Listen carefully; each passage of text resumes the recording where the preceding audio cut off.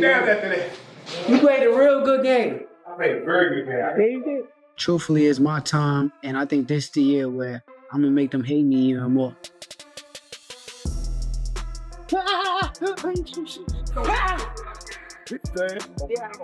We don't lose. We can't lose.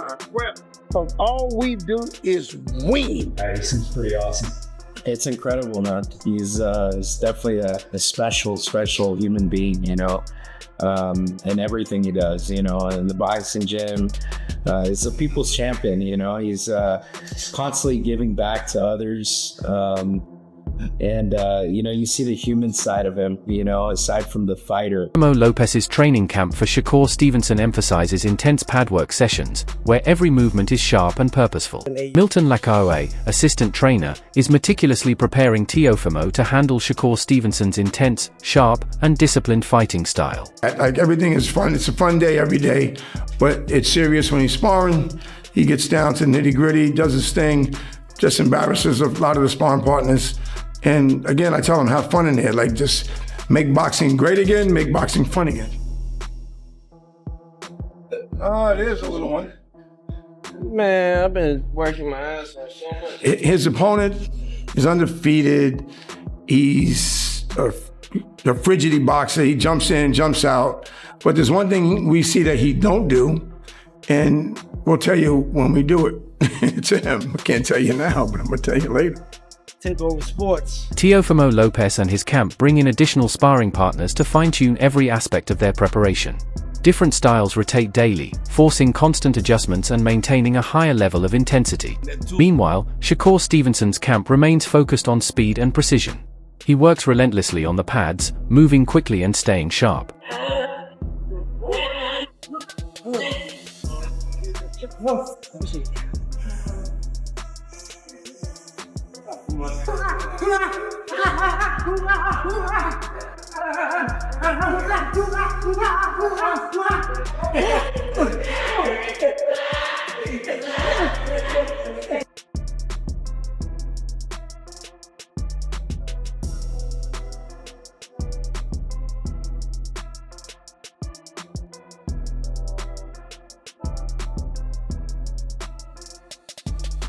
Tom, you got Tom in there. Pussy, January 31st. Cool gonna beat your bitch ass. Yeah, put that in there. Loosen up a little bit. Shadow boxing, get some sparring. Maybe about 8 to 10 rounds. Shakur Stevenson's camp is closely guided by head coach Wally Moses and his grandfather. Shakur looks confident in training and fully determined to win, believing that this is his moment to shine. The bad guy. So, what I'm making good?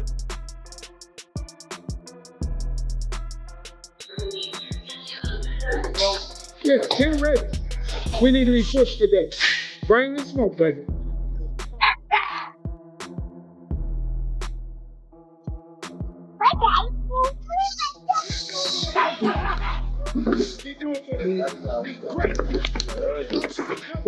Yep, that's body.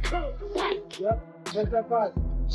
July 12th, demolishment. We're gonna demolish. Guys way too slow, sports too sharp, too fast. In an Art of Dialogue interview, Shakur Stevenson speaks with focus and determination. He explains that after fighting and defeating Teofimo Lopez, he believes he will stand among the top 4 fighters in the world. His words reflect confidence, discipline, and a clear vision for his path, mirroring the same precision and dedication he brings to the ring every day. Shakur also acknowledges the power and skill that Teofimo possesses, explaining that choosing to face him was a deliberate decision. Because Teofimo is a top-level fighter, challenging him pushes Shakur to elevate his own abilities. By taking on such a strong opponent, he sharpens his technique, improves his timing, and refines his strategy. Shakur emphasizes that testing himself against the best is essential for growth, proving his commitment to leveling up his game and reaching true elite status.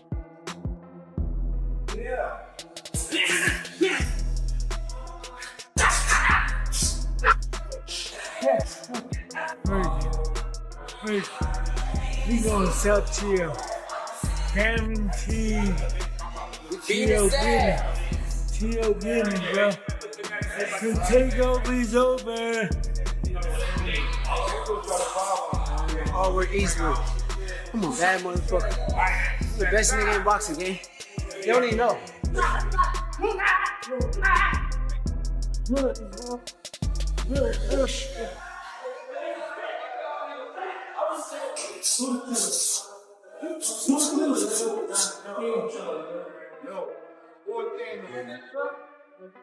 Teofimo Lopez exudes confidence as the fight draws closer, fully aware that this is the matchup fans have been eagerly awaiting. He recognizes the excitement surrounding the bout and embraces the pressure, using it to fuel his preparation. Focused and determined, Teofimo trains intensely each day, sharpening his technique, timing, and power. Every drill, sparring session, and pad workout is designed to refine his skills and keep him in peak physical condition. Mentally and physically ready, he is prepared to step into the ring and deliver a performance that lives up to the high expectations of fans, analysts, and the boxing world alike. Yeah, bigger name, and also he got the more accolades. He's been undisputed before. He's won belts at 35, won belts at 30, at 40. So he's more accomplished. So I know that will be a better name on my resume. Yeah, a lot of people saying that this is going to be a tough fight for you. I mean, they absolutely right to have their opinion. I already know this guy's good. I done came up in the amateurs with him. I chose this for that reason. Like, I chose this because I wanted to challenge myself. I wanted to put myself in a situation to where I'm able to raise my game up to another level. So that was my whole purpose.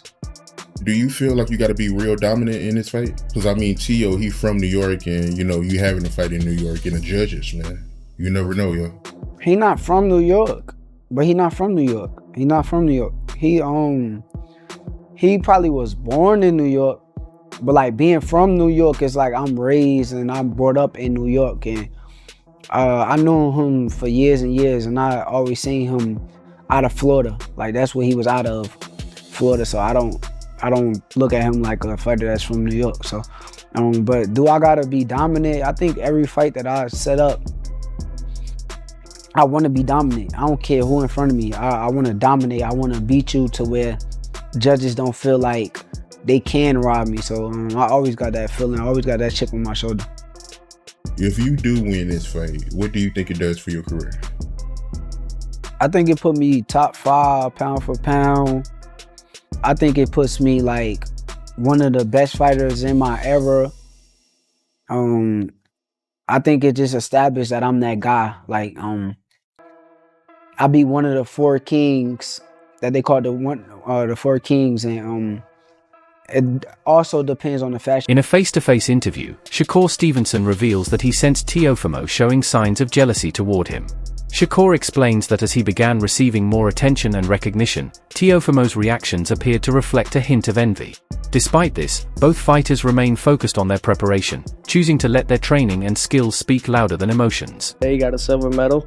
And, not during them times though, bro. The whole thing not during them times. I'm speaking on the times where I felt like you had a push start. You got the you used to be ahead of me far as like you was the code on Terrence Crawford card.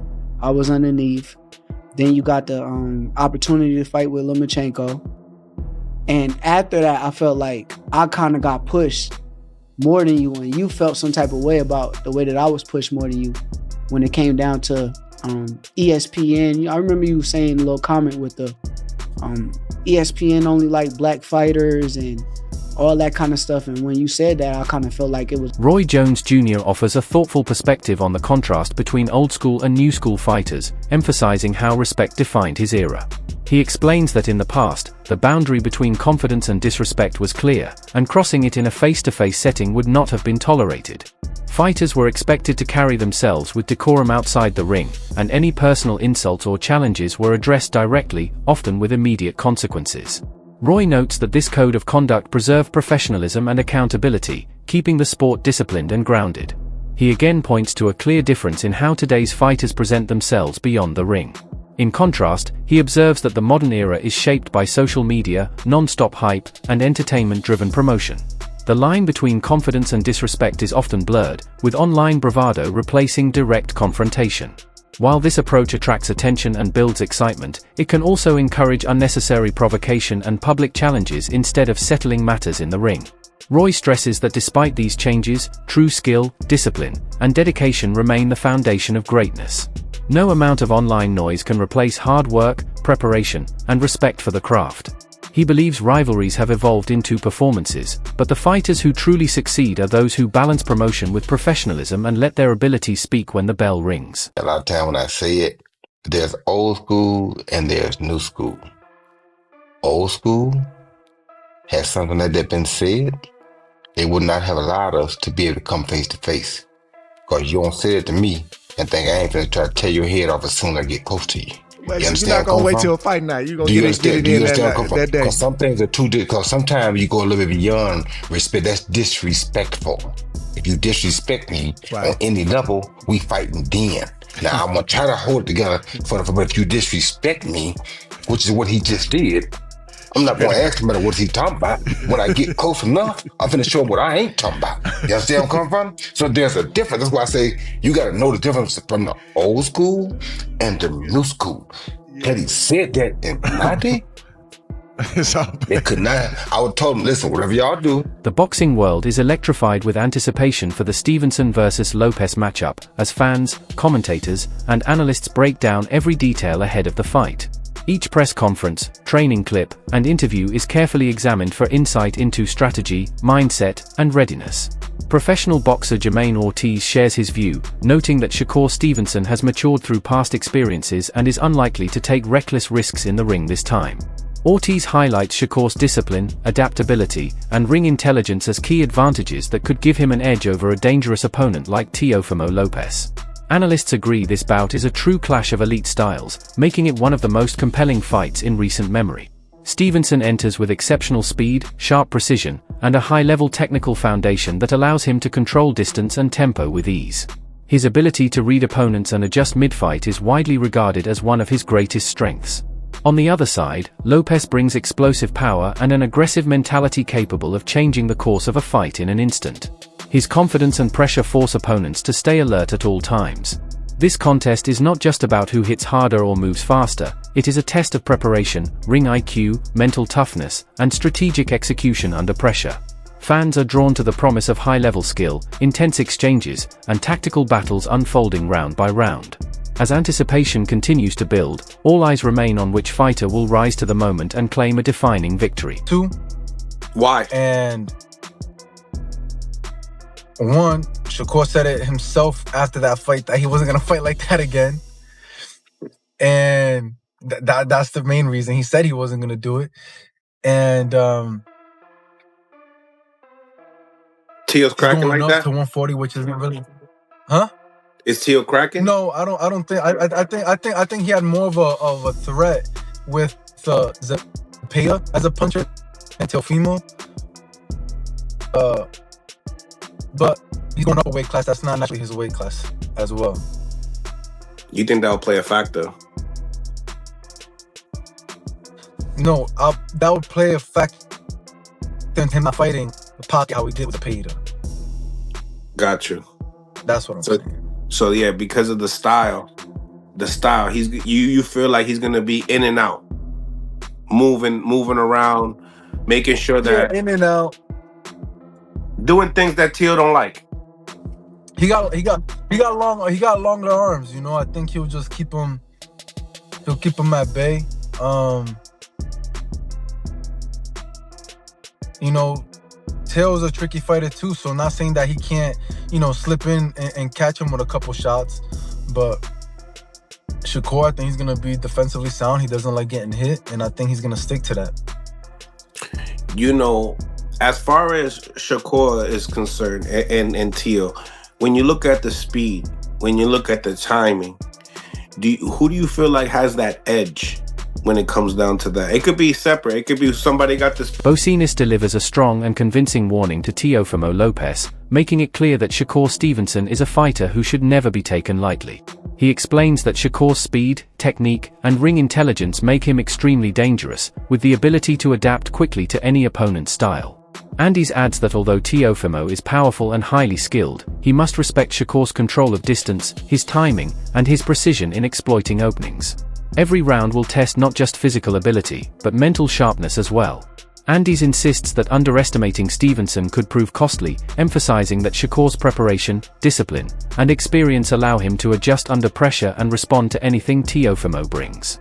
The warning reminds everyone that victory in this fight will depend on respect, strategy, and execution, not just raw power or hype.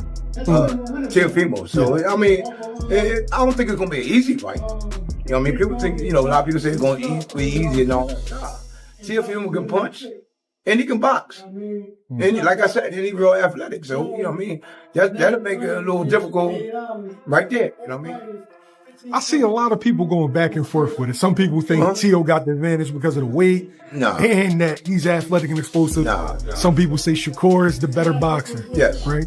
Yeah. How you see that fight ending? Well, they saying, they've got the weight and all that. I see Shakur box big guys, light heavyweights and all that stuff.